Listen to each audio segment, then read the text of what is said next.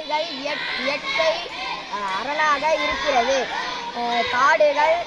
காடுகள் நமக்கு பல்வேறு பொருள்களை தருகிறது.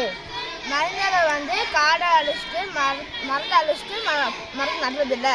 அதனால் மற்ற ஒரு காரணத்தினால மரத்தை நடுறதில்லை. காடுகள் அழிக்கிறதுனால பருவநிலை மாற்றம் ஏற்படுகிறது. அப்புறம் காற்று மாசுபாடு அடைகிறது.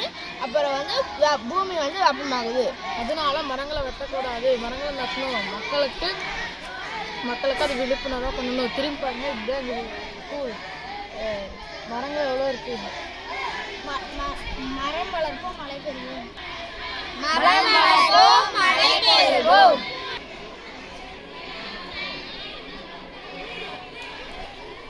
மரம் வளர்ப்போம், மழை பெறுவோம். மரம் வளர்ப்போம், மழை பெறுவோம். மரம் வளர்ப்போம்.